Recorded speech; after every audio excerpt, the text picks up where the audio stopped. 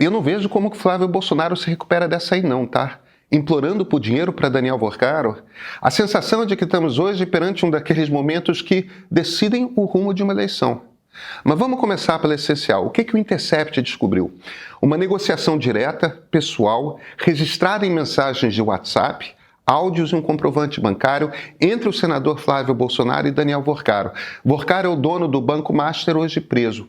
O esquema fraudulento dele gerou um rombo de 47 bilhões de reais no Fundo Garantidor de Crédito. É a maior fraude bancária da história do Brasil.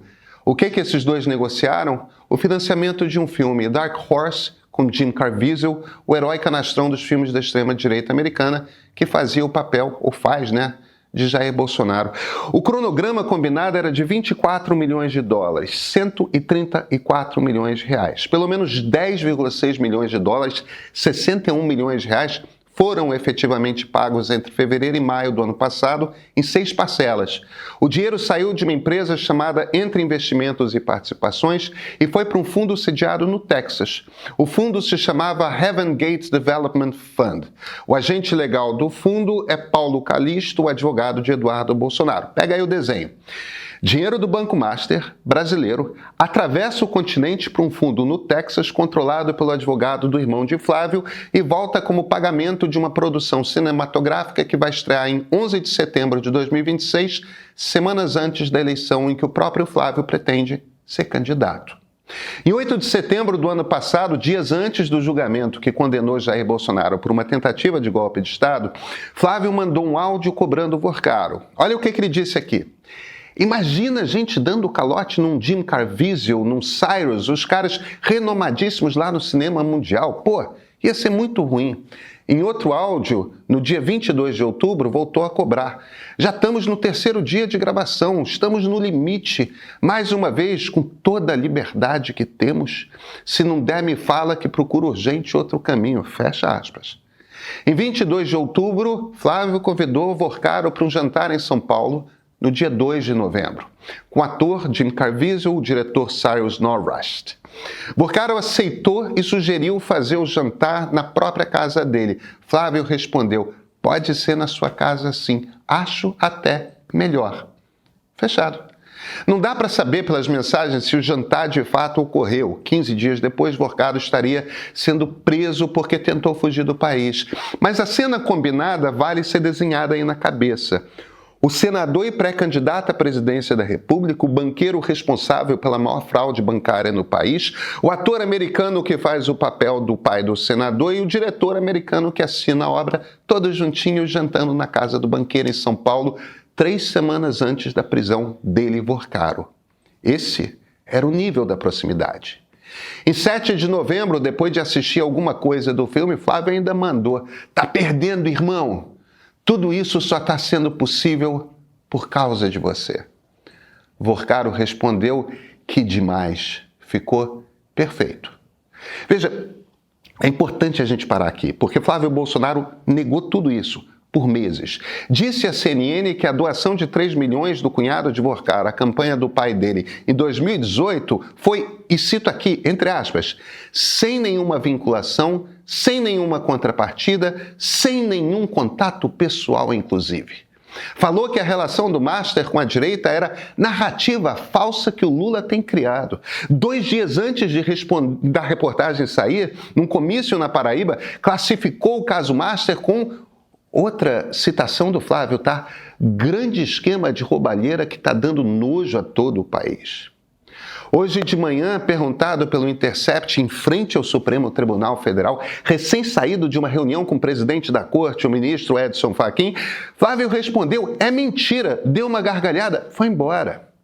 Em fevereiro desse ano, gravei um ponto de partida que dizia o seguinte, o buraco do Master é fundo. Naquela altura, o que eu falei para vocês é que não havia qualquer indício de que Jair Bolsonaro ou qualquer pré-candidato à presidência tenha relações diretas com o Master.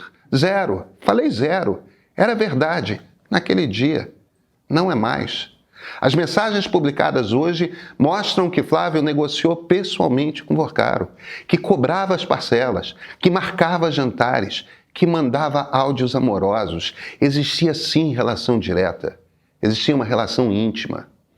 Eu sou Pedro Doria, editor do Meio. Hoje o assunto é o filme que Daniel Vorcaro está pagando para defender Jair Bolsonaro. Vale lembrar que tem outro filme lançado faz pouco tempo sobre exatamente o mesmo personagem, só que do outro lado da história. É o nosso filme, o filme do Meio, que reconstitui como a Polícia Federal investigou a tentativa de golpe de Estado. Como as provas foram juntadas. Quem entregou quem? O que estava em cada delação? Como a peça do inquérito foi montada até chegar na condenação? Não é opinião, é reportagem em vídeo, com fontes, com documento, com as cenas que decidiram o caso. Já está no streaming do Meio. Assinante Premium? Assiste hoje, agora. Enquanto o Vorcaro paga para contar uma versão, o Meio conta outra. Aqui tem documento. Assine o Meio Premium. Aliás, esse é o ponto de partida.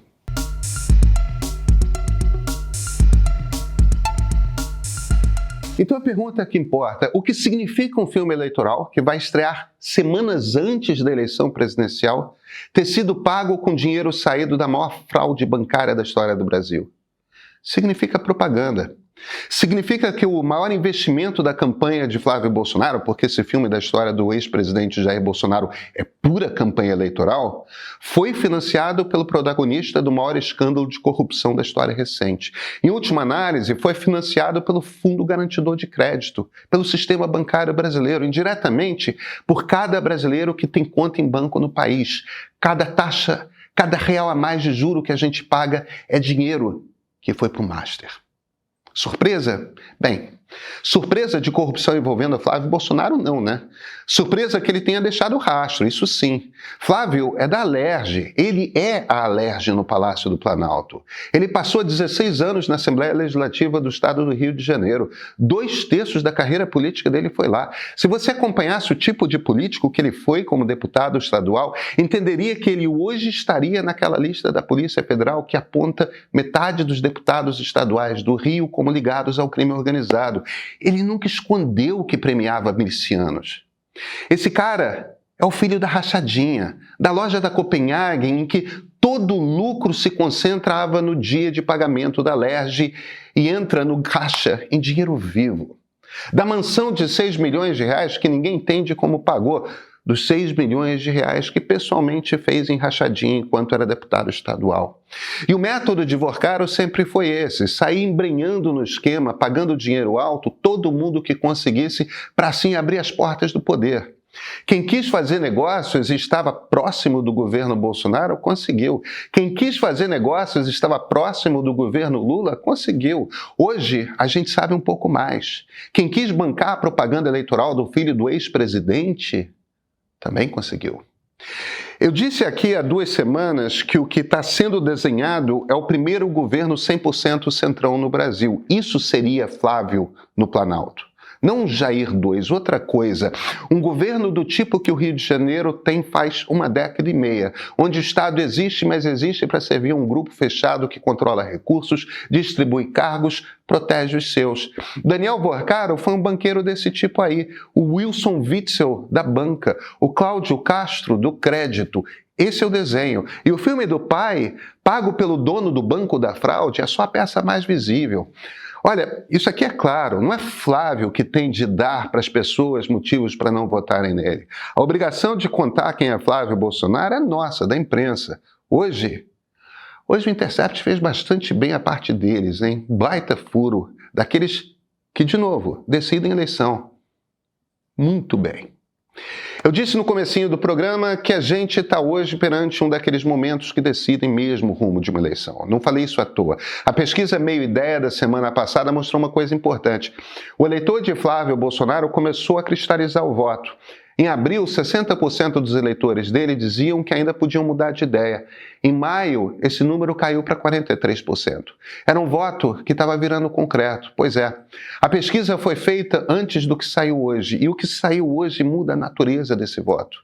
Porque uma coisa é cristalizar voto num candidato que apresenta a imagem de Bolsonaro moderado, Bolsonaro vacinado, pai bacana de família que vai jogar bola no parque. Outra coisa muito diferente é cristalizar voto num candidato que mandava áudios afetuosos para Daniel Vorcaro, implorando dinheiro para a produção do filme sobre o pai. As duas imagens não se sustentam ao mesmo tempo na cabeça de um eleitor moderado. A direita dura, claro, talvez até vá relevar. A direita dura, às vezes, costuma relevar esse tipo de coisa, diz que é fake news, tudo mais. O voto que está em jogo é o do eleitor moderado, aquele que não votou em Jair em 2022 e estava começando a considerar votar em Flávio. Aqueles 3% de eleitores que o Instituto Ideia vem acompanhando desde o ano passado, os que mudaram o voto de uma eleição para outra e decidiram 2022 por um fiapo de cabelo. Esses não vão relevar. Esses, exatamente esses, são os que decidem a eleição. Sabe aquela falta de espinha dorsal do Flávio quando ele foi aos Estados Unidos prometer terras raras ao presidente Donald Trump em troca de pressão diplomática? Pois é, a mesma cara. Hoje, na entrada do Supremo, ele riu e foi embora. Você ouviu bem. Ele riu e foi embora.